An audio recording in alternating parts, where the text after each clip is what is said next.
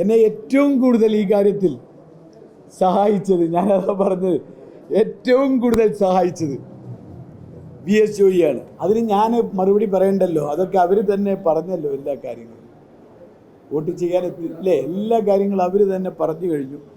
അതുകൊണ്ട് ഞാനത് പറയേണ്ട കാര്യമില്ല. എത്ര ഞാൻ അപ്പോഴേ നിങ്ങളോട് പറയുന്നൊരു കാര്യമുണ്ട്.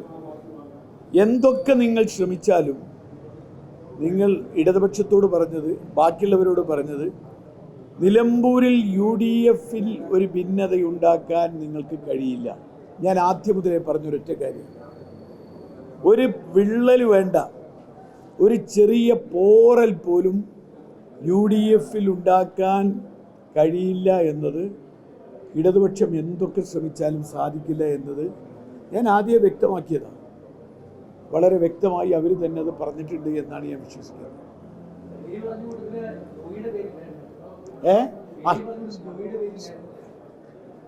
എന്നെ ഏറ്റവും കൂടുതൽ ഈ കാര്യത്തിൽ സഹായിച്ചത്, ഞാനതാ പറഞ്ഞത്, ഏറ്റവും കൂടുതൽ സഹായിച്ചത് VS ജോയിയാണ്. ഞാനന്ന് കൺവെൻഷന് അദ്ദേഹത്തെ കെട്ടിപ്പിടിച്ച് ഉമ്മ വെച്ചപ്പോൾ നിങ്ങളൊക്കെ അത് വലിയ എന്താ വിവാദമാക്കി ഇല്ലേ? നിങ്ങളെന്തൊക്കെയാക്കി, അതെന്തൊക്കെയായാലും ഞാൻ ഏറ്റവും കൂടുതൽ ഞാൻ പറയട്ടെ, ഈ തെരഞ്ഞെടുപ്പ് രംഗത്ത് ഏറ്റവും കൂടുതൽ ആത്മാർത്ഥമായ പ്രവർത്തനത്തിന് നേതൃത്വം കൊടുത്ത ഒരാളുടെ പേരുണ്ടെങ്കിൽ അയാളുടെ പേര് VS ജോയി എന്ന മലപ്പുറം DCC പ്രസിഡന്റാണ്. 100% പറയാൻ പറ്റും.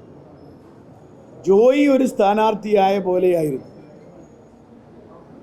അവർ ആളുകൾ തന്നെ വിളിച്ചൊരു മുദ്രാവാക്യം, ബാപ്പുട്ടി ജയിക്കട്ടെ, VS ജോയി നയിക്കട്ടെ എന്നാണ്. നിങ്ങൾ കേട്ട് കാണും. അക്ഷരാർത്ഥത്തിൽ VS ജോയിയാണ് ഇതിനെ നയിച്ചത്. നമ്മൾ ആ നയിക്കൽ എന്നുള്ള നേതൃത്വം കൊടുക്കുക എന്ന് മാത്രമല്ല, നമ്മൾ പറയല്ലോ നയിപ്പ് എന്ന് പറയില്ലേ, നല്ല നയിപ്പെന്ന് പറയില്ല, അധ്വാനം. ആ അധ്വാനം എന്ന ഭാഷയിലും ഏറ്റവും കൂടുതൽ ഇതിനു വേണ്ടി അധ്വാനിച്ച ഒരാൾ കൂടിയാണ് VS ജോയി. അതിന് നേതൃത്വം കൊടുത്ത ആളാണ് ശ്രീ VS ജോയി. വേറൊന്നുമില്ലല്ലോ. ഓക്കെ.